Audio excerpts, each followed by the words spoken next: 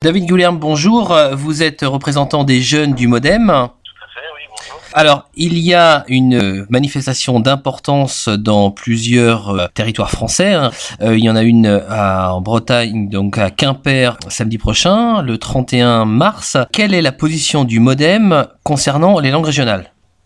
Alors nous, les langues régionales, ça fait un petit peu partie de notre colonne vertébrale. Effectivement, François Bayrou est le seul candidat à parler une langue régionale dans cette élection, le béarnais, et il a depuis de nombreuses années défendu les langues régionales de manière générale en France parce que ça fait partie du patrimoine, c'est une richesse de notre patrimoine. De cette manière, par exemple, lorsqu'il était ministre de l'Éducation, il a permis de faire rentrer dans les contrats État toutes les écoles d'Iwan ou les écoles des autres régions qui sont des écoles immersives pour pouvoir faire perdurer celles-ci et pouvoir continuer à enseigner les langues régionales. D'accord. Alors, quelles sont les propositions du MODEM, du candidat François Bayrou, concernant les langues régionales ?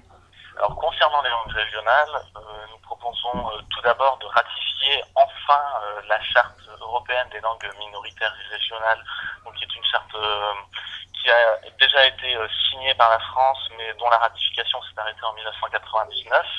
Donc, ça nous semble très important pour reconnaître vraiment que les langues font partie du patrimoine et qu'elles doivent être protégées, défendues et développées. Nous proposons également de mettre des budget en place et des moyens en place pour la production, qu'elle soit écrite, vidéo, images, en faveur donc des langues régionales, parce que c'est par la production, c'est par la culture qu'on pourra faire perdurer et développer ces langues. Et nous proposons tout simplement un travail en lien avec les régions et avec tous les acteurs de ces milieux-là pour pouvoir trouver les solutions et développer ces langues qui sont dans certaines régions, comme en Bretagne, en difficulté pour continuer dans le temps. Alors, ne croyez-vous pas que le meilleur moyen de défendre une langue régionale est de donner le pouvoir législatif aux régions concernant le problème linguistique ? Alors c'est vrai que le problème linguistique est un problème régional sur ce cas. Nous proposons justement de faire passer un travail de convention État-région au niveau culturel pour vraiment donner des objectifs et pour se donner, donc pas que ça soit descendant, mais vraiment que les choses se fassent de la base vers le haut et pour trouver les solutions adéquates. Peut-être si nous voyons que cela n'est pas suffisant, il faudra aller plus loin et je pense que vu la position de François Bayrou, qui est quand même un amoureux vraiment des langues régionales, il n'hésitera pas s'il le faut à aller dans ce sens-là. Vraiment dans le sens d'un pouvoir régional, d'une autonomie ou d'un transfert de compétences concernant les langues régionales. Concernant la décentralisation des pouvoirs aux régions, nous sommes assez favorables à cette idée. Nous sommes d'abord pour une remise à plat parce qu'aujourd'hui il y a un flou énorme entre départements, régions, États. Donc une remise à plat et ensuite aller vers une décentralisation plus approfondie. Donc ça peut être sur les questions culturelles, sur les questions économiques, sur la gestion de l'eau en Bretagne. On sait que c'est un problème. Voilà, donc c'est vraiment un ensemble de choses auxquelles nous sommes favorables et c'est des solutions qui peuvent être apportées parce que de toute façon ça sera peut-être le seul moyen de faire perdurer toutes ces langues qui sont vraiment cette richesse qu'il faut que nous défendions tous.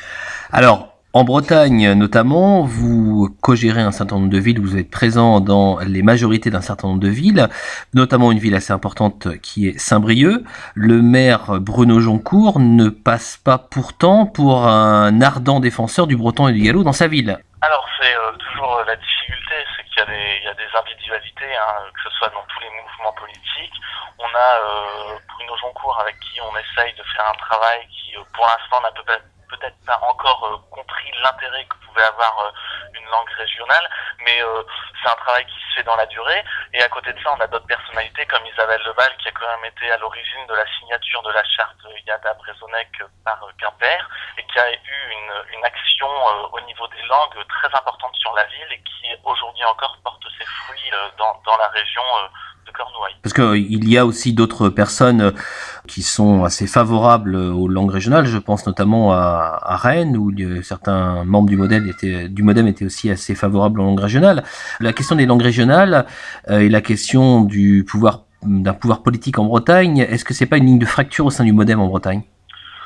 Non, je crois pas. Je pense que la grande majorité des gens sont impliqués et ont compris tout à fait l'intérêt. Moi, vous savez, quand je suis arrivé, donc quand je me suis investi à partir de 2007 en politique, je n'avais pas forcément eu l'éducation, et pourtant je suis né à Brest, je suis né en Bretagne, je n'avais pas eu l'éducation qui me permettait de dire l'intérêt que pouvait avoir une langue régionale, le patrimoine régional, et c'est en étant justement au sein du mouvement démocrate et en étant en politique que j'ai découvert l'intérêt et la richesse de ce patrimoine, et je pense que globalement c'est des épiphénomènes quand il y a une personnalité qui n'a pas compris cet intérêt-là.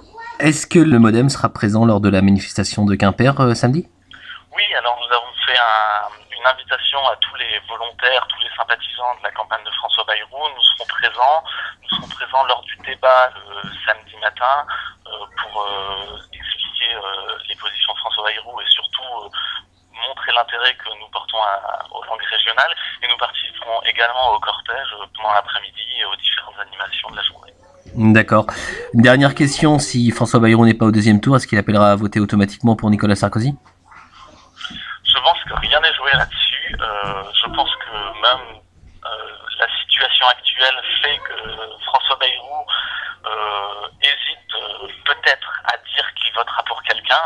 Je ne suis pas non plus dans les petits papiers, mais on entend beaucoup ces derniers jours des membres de l'UMP dire que François Bayrou soutiendra Nicolas Sarkozy. Mais pourquoi alors il aurait dit non en 2007 ? Pourquoi il aurait fait tout ce chemin ? Pour moi, la situation de 2012 est assez équivalente à celle de 2007. C'est-à-dire nous avons un projet qui est cohérent, nous avons des positions, et les valeurs prônées par l'UMP comme par le PS ne sont pas forcément les nôtres. Donc la difficulté réside là, et c'est pour ça que nous nous battons pour le deuxième tour. Une dernière question, toute dernière. Est-ce que le MODEM en Bretagne a signé la charte Yad Abrezhoneg ? On l'a pas encore signé. C'est un travail qui se met en place. On l'a pas signé non plus parce que en interne, il y avait un travail de ressources, qu'elles soient humaines et de temps, qui n'était pas forcément là parce que nous n'avons pas les permanents forcément nécessaires à ça. Mais moi, c'est quelque chose que je défends et que je défends depuis déjà un certain temps. J'ai rencontré les différents acteurs de cette charte et voilà, c'est quelque chose qu'on a engagé. Après, il faut qu'on se réunisse tous au niveau régional pour pouvoir le mettre en place. Très bien, je vous remercie David Guilherme. Je rappelle que vous êtes également un partisan de la réunification de la Bretagne et donc des langues bretonnes, le breton et le gallo. Et François Bayrou s'est également engagé à la réunification de la Bretagne, ou en tout cas à proposer à la population de se prononcer sur cette question. Merci beaucoup. Très bien, je vous remercie. Kenavo.